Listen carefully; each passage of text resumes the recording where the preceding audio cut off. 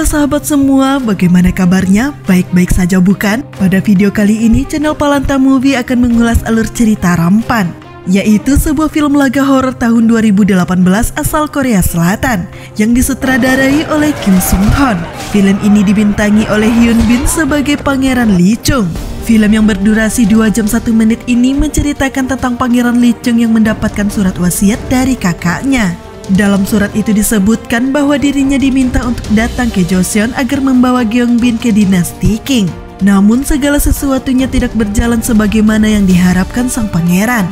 Baru saja datang ke Joseon, dirinya sudah dihadang oleh pembunuh bayaran. Dia bahkan harus bertarung menghadapi Yagui untuk menyelamatkan penduduk.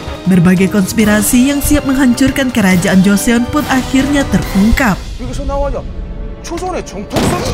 Bagaimana kisah lengkap film tersebut? Simak videonya sampai habis. Bagi sahabat yang belum menonton filmnya, disarankan menonton film tersebut terlebih dahulu, karena menonton film secara utuh jauh lebih baik. Tanpa berlama-lama, kita langsung ke isi ceritanya.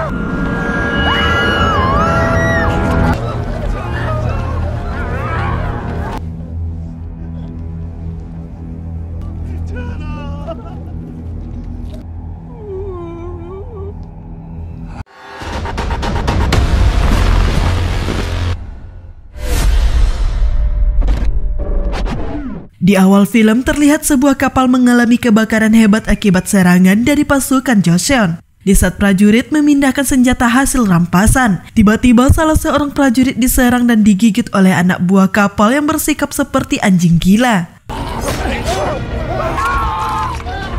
Prajurit itu beruntung nyawanya berhasil diselamatkan oleh rekan-rekannya. Namun tidak ada yang menyangka jika hal itu akan berubah menjadi sebuah petaka.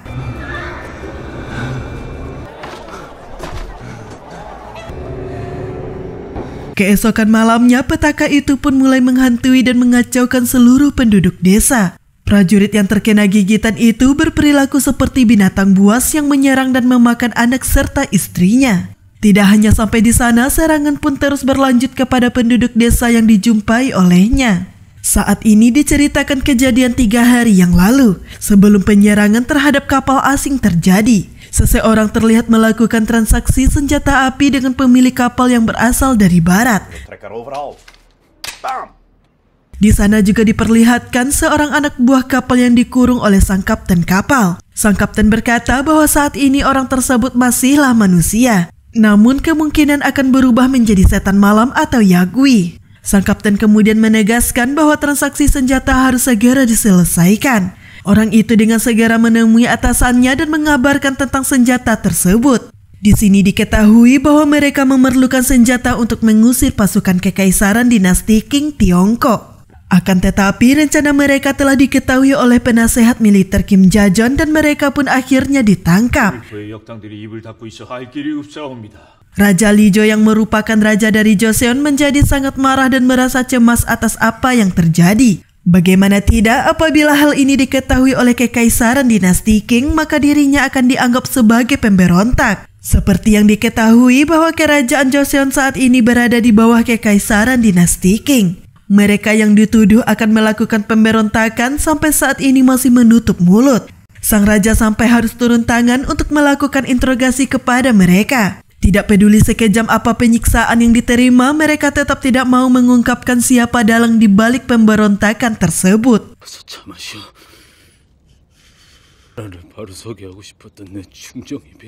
Putra mahkota Leong kemudian menghadap sang raja dan meminta agar mereka dibebaskan. Putra mahkota beralasan bahwa tindakan mereka semata-mata dilakukan untuk mengusir pasukan kekaisaran dinasti Qing. Terjadi perdebatan antara sang putra mahkota dengan sang raja. Hingga akhirnya sang putra mahkota membuat pernyataan yang mengejutkan. Sang putra mahkota berkata bahwa jika tindakan ini dianggap sebagai pemberontakan, maka orang yang merencanakan pemberontakan ini adalah dirinya sendiri. Dia kemudian melakukan bunuh diri di hadapan sang raja dengan menusukkan pedang ke tubuhnya sendiri. Hal itu ia lakukan sebagai ganti agar sang raja mau melepaskan mereka.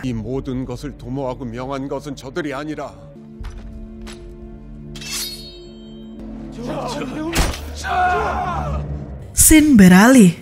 Saat ini Lee Chung, adik dari putra mahkota, dan Hakso pembantunya tiba di desa Jemolpo. Lee Chung dan Hakso merasakan keanehan karena tidak ada seorang pun di sana. Mereka kemudian mendapati beberapa mayat yang baru saja dibakar.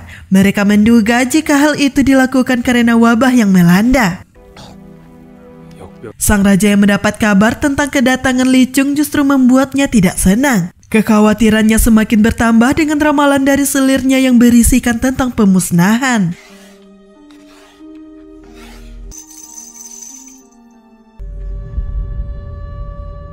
Sementara itu, tindakan mendiang putra mahkota yang dianggap telah melakukan pemberontakan membuat Gyeongbin, istri mendiang yang saat ini sedang hamil, harus menjalani hukuman pengasingan. Saat ini, Pangeran Lee Chung dan Hakso terlibat pertarungan melawan pasukan penjaga yang diutus untuk menjemputnya. Hal ini terjadi karena pasukan yang diutus sebenarnya adalah pembunuh bayaran yang ditugaskan untuk membunuhnya. Diduga kuat jika rencana pembunuhan terhadapnya merupakan perintah dari penasehat militer Kim Ja-jeon.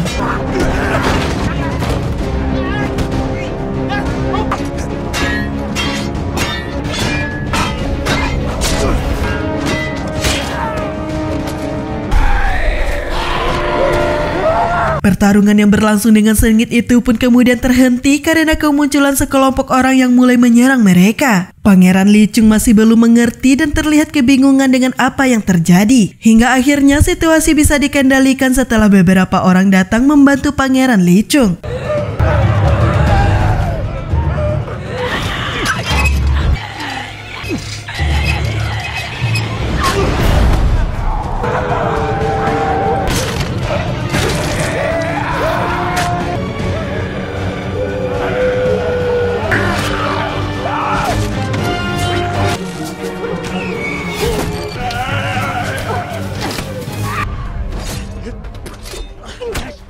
Salah seorang dari mereka, Park Jong-sa, menjelaskan bahwa makhluk itu disebut dengan Yagwi atau setan malam. Dia juga menjelaskan bahwa Yagwi sangat sensitif terhadap bunyi. Adapun cara untuk membunuh Yagwi adalah dengan menebas kepala atau menusuk hati mereka. Di sini juga diketahui jika Park Jong-sa bersama rekan-rekannya berusaha melindungi penduduk dari serangan Yagwi. Pangeran Lee Chung dibawa ke tempat pengungsian dan menyaksikan beberapa orang yang terkena gigitan Yagwi sedang dikurung. Saat ini belum ada tindakan atau bantuan dari pihak istana.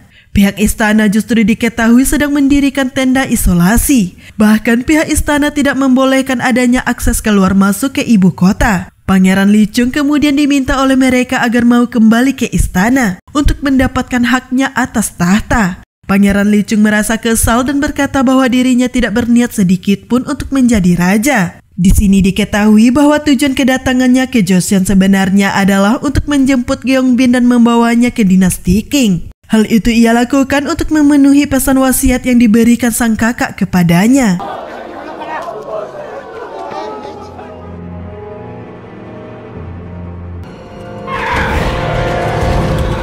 Keesokan harinya, orang-orang yang terinfeksi telah sepenuhnya berubah menjadi Yagwi. Sempat terjadi kepanikan di pengungsian, namun hal itu dengan cepat berhasil diatasi. Sementara itu di istana, sang raja yang sedang menikmati hidangannya tiba-tiba diserang oleh selirnya yang berubah menjadi Yagwi. Kepanikan pun terjadi dan sang raja terkena gigitan pada tangannya.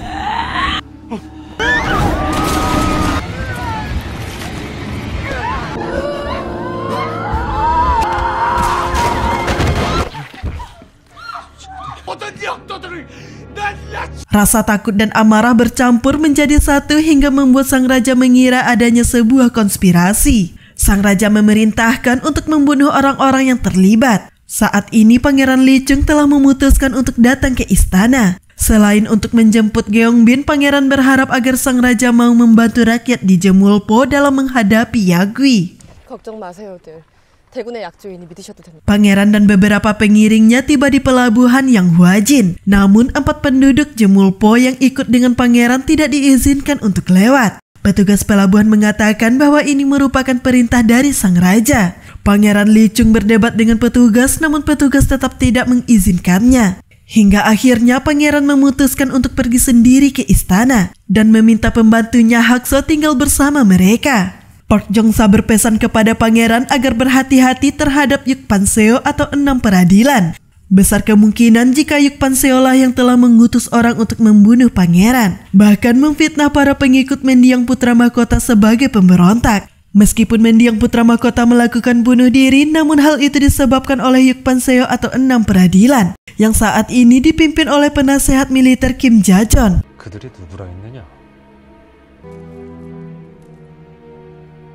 Pangeran Lee Chung akhirnya tiba di istana dan bertemu dengan sang raja. Dia kemudian menyampaikan bahwa saat ini desa Jemulpo dipenuhi oleh Yakwi. Sang raja sedikit terkejut karena tidak mengetahui kabar tersebut dan sedikit tidak percaya. Tampaknya beberapa menteri sengaja merahasiakannya dari sang raja. Mereka berdalih jika ada wabah di sana dan menuduh pemberontak menyebarkan desas-desus menakutkan.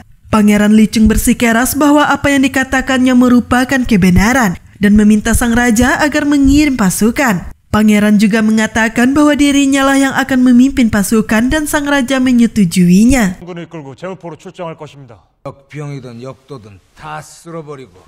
Namun penasehat militer Kim Ja-jeon tidak menyetujuinya dan hal itu membuat pangeran merasa kesal. Di samping itu, pangeran juga menyampaikan bahwa tujuan kedatangannya adalah untuk membawa Gyeongbin, istri putra mahkota, ke dinasti Qing. Pangeran juga menegaskan bahwa dirinya tidak ada niat untuk mengambil alih tahta dan menjadi raja. Sang raja yang dalam keadaan kurang sehat sempat mempertanyakan apakah Lee Chung menyalahkan dirinya atas kematian putra mahkota. Sang raja menegaskan bahwa dirinya justru merasa sedih atas kematian putranya sendiri. Sang pangeran pun pergi dari aula pertemuan dan menganggap jika sang raja telah berdosa karena tidak melakukan apapun.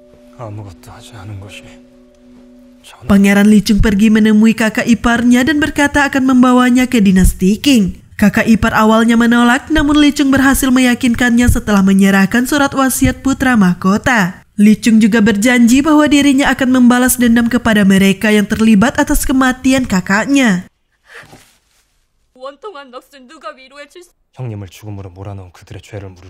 Tak lama kemudian, Hakso yang diliputi perasaan khawatir datang menemui pangeran. Dia menyampaikan jika Park Jong-sa beserta anak buahnya telah ditangkap dan dibawa ke istana. Park Jong-sa ditangkap atas tuduhan sebagai kepala pemberontak yang menyebabkan kekacauan sipil di Jemulpo. Penasehat militer Kim Ja-jeon mengatakan kepada pangeran bahwa sang raja telah menarik pasukan. Sempat terjadi perdebatan dan ketegangan di antara pangeran Lee Chung dengan penasehat militer Kim Ja-jeon.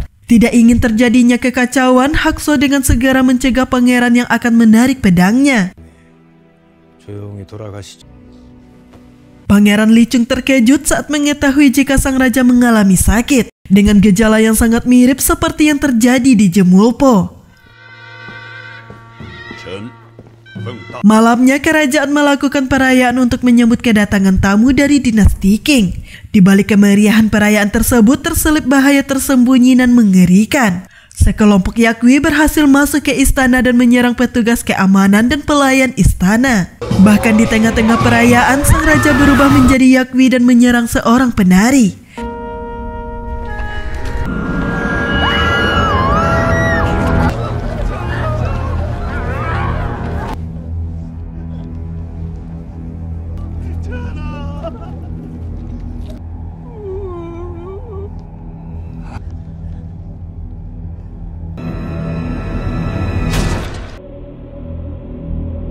Penasehat militer Kim Ja-jeon secara mengejutkan tiba-tiba menusuk sang raja hingga terbunuh. Utusan dari istana dinasti Qing mengatakan bahwa Kim Ja-jeon telah melakukan pemberontakan. Namun Kim Ja-jeon berkata bahwa sang raja menderita penyakit yang mengubahnya menjadi Yakwi. Dia juga menumpahkan semua keterangan mengenai Yakwi kepada Pangeran Lee Chung.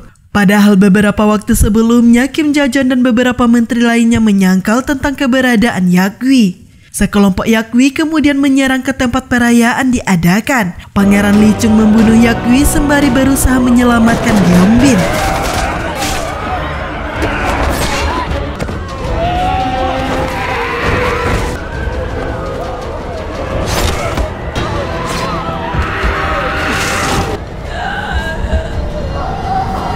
Hakso kemudian datang dan membawa Gyeongbin pergi atas perintah pangeran.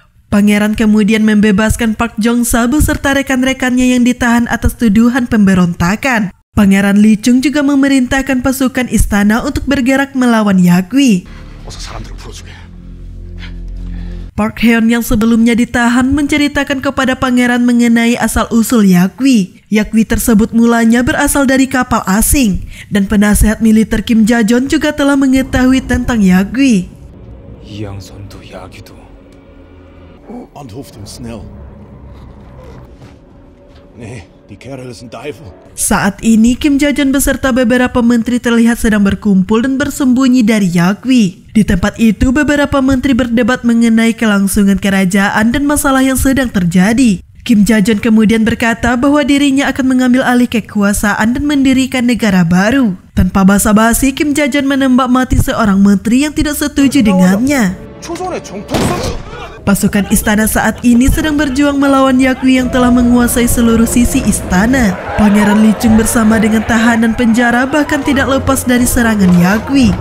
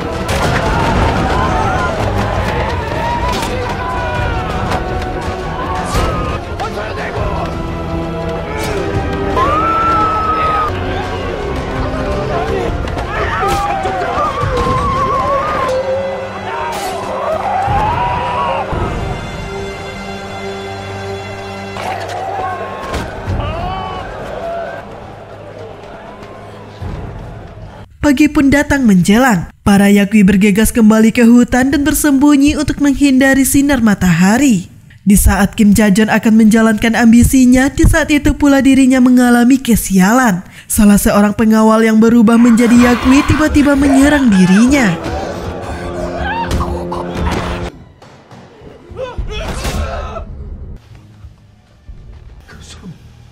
Kim Ja-jeon yang terkena gigitan membuat para menteri serta pengawal berniat membunuhnya. Namun Kim Ja-jeon justru membantai para menteri dan pengawal yang ada di sana.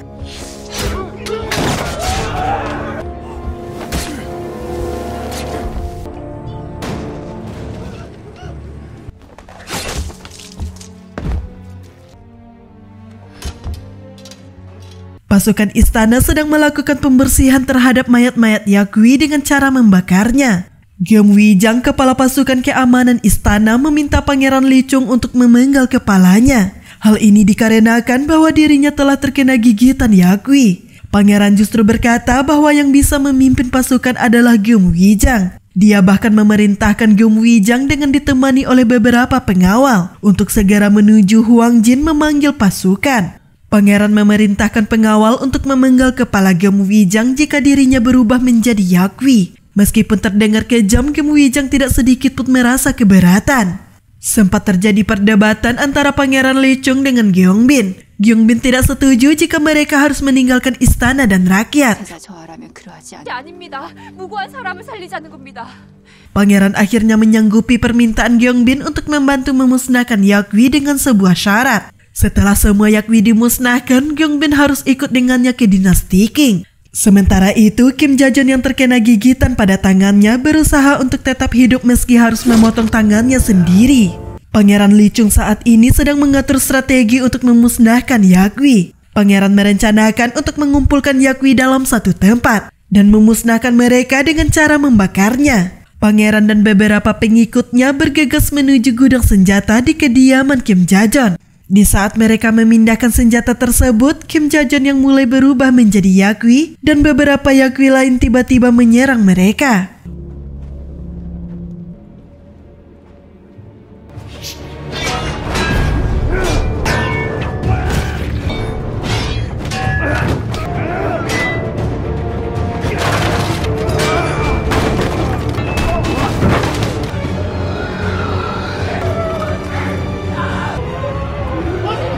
Pangeran Lee Chung dan Park Jong-sa tidak sanggup mengalahkan Kim Ja-jeon. Hakso yang terjebak di gudang kemudian dibunuh oleh Kim Ja-jeon. Pangeran Lee Chung merasa terpukul atas kematian Hakso, terlebih lagi dirinya tak bisa berbuat apapun.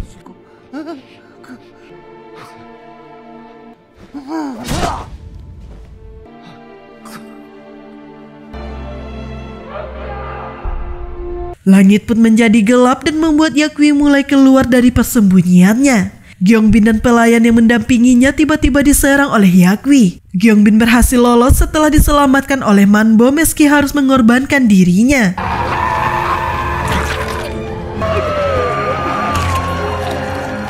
Manbo sadar bahwa dirinya tidak akan selamat setelah digigit oleh Yakwi. Manbo kemudian berkata bahwa dirinya ingin mati sebagai manusia. Dia pun meminta rekannya Seonim, seorang biksu Taoisme, agar segera membunuhnya.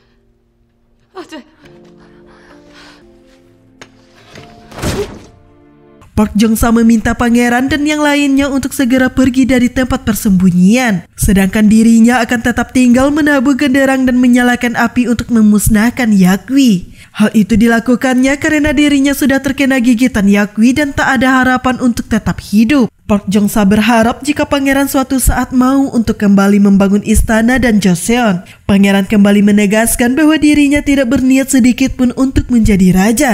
Akan tetapi rakyat saat ini telah menaruh kepercayaan dan harapan kepada pangeran.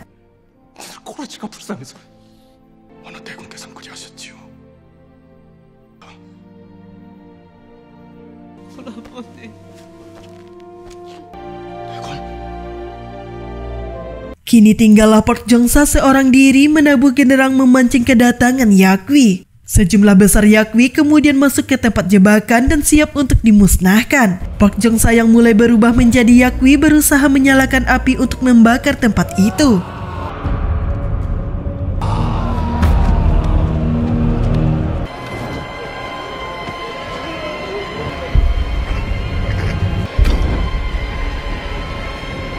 Namun tanpa diduga Kim Ja-jeon datang ke sana dan memadamkan api tersebut. Tidak seperti Yakwi lainnya, Kim Ja-jeon tampaknya memiliki setengah kesadarannya sebagai seorang manusia. Kim Ja-jeon kemudian menghabisi Park Jong-sa yang sedang tahap perubahan menjadi Yakwi. Menyadari ada sesuatu yang tidak benar, pangeran memutuskan untuk masuk ke dalam aula. Pangeran meminta Gyeongbin dan yang lainnya untuk pergi dan tidak menunggu dirinya. Pangeran pun berjuang sekuat tenaga menghadapi ratusan Yakwi agar dapat masuk ke aula. Setelah memasuki aula, pangeran menabuh genderang sembari bertarung menghadapi Yakwi seorang diri. Kesulitan yang dialami pangeran semakin bertambah di saat dirinya diserang oleh Kim Ja-jeon. Pertarungan berlangsung sengit dan menegangkan.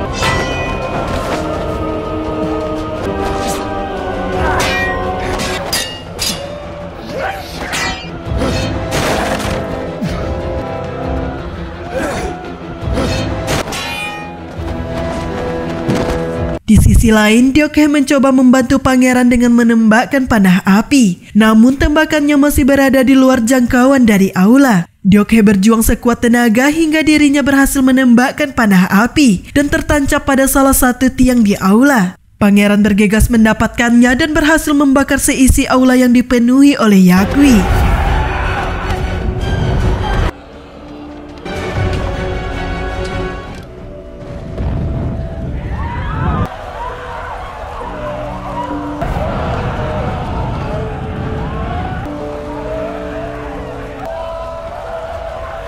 Meskipun demikian, saat ini sang pangeran masih belum bisa lepas dari bahaya. Pangeran kembali dihadang dan harus bertarung menghadapi Kim Ja-jeon. Pertarungan tersebut terjadi di atap aula yang terbakar dan berlangsung dengan sengit. Dalam pertarungan itu, pangeran dibuat tersudut dan kesulitan menghadapinya. Setelah berusaha sekuat tenaga, pangeran berhasil memberikan serangan fatal kepada Kim Jae-jeon.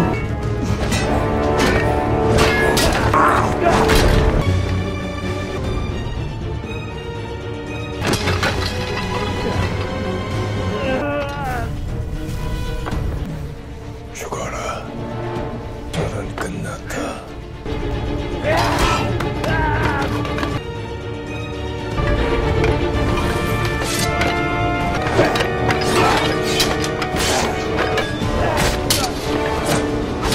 Situasi yang mereka hadapi saat ini sangat berbahaya karena pijakan atap tempat mereka bertarung perlahan mulai runtuh. Di saat-saat terakhir, Pangeran Lee Chung berhasil bertahan sedangkan Kim Jae-jeon terjatuh dan mati terbakar.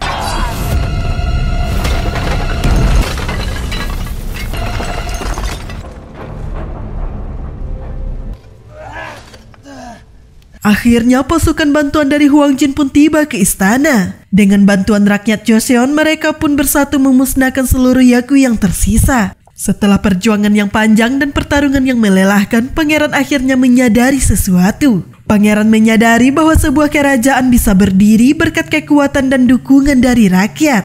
Film pun tamat. 백성이 있어야 다 있느냐?